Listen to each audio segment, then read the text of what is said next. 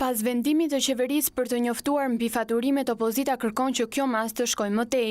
Nga Selia Blu, deputeti i Partisë Demokratike Edmond Spao i bëri thirrje qeverisë që të marrë vendim për faljen e kamatvonesave për faturat e papaguara dhe jo të bëjë selektime në to. Ne kërkuam dhe kërkojmë që këto fatura abuzime e kamatvonesat mbi to të anullohen menjëherë dhe ankesat e qytetarëve të trajtohen me shpejtësi. Çdo të bëhet me mirë abonent me cilët është abuzuar, që kanë paguar ndërkohë haracin e rënd qeveritar. Ata sot janë në drejtën e tyre të kërkojnë parat, mundin dhe djersën. Partia Demokratike kërkon faljen e menjëhershme të gjithë kamatvonesave.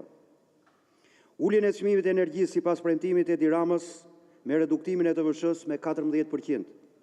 Shqyrtimin e shpejtë të ankesave të qytetarëve, bazuar mbi faktet e tyre, por edhe mbi premtimet e Ramës.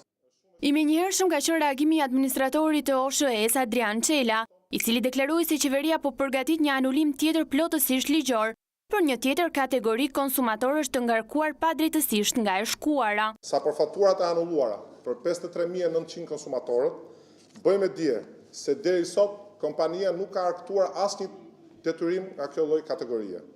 Gjithashtu, ne jemi duke bërë verifikimet e fundit dhe shumë shpejt brenda javës do të bëjmë një anullim tjetër për një tjetër kategori konsumatorësh, të cilët janë ngarkuar padrejtësisht nga e shkuara. Këta zotërinj ishin në pushtet dhe nuk lëvizën as majën e thonjë për të vendosur drejtësi në vend. Sot ankohen pse operatori shpërndarjes së energjisë elektrike çliroi abonentët e vet nga ngarkesa financiare të padrejta. Kreu i OSHE-s ju bëri thirrje qytetarëve të nxitojnë të përfitojnë deri më 28 shkurt nga oferta e kompanisë për uljen 80% të kamatvonesës, duke paguar menjëherë borxhin.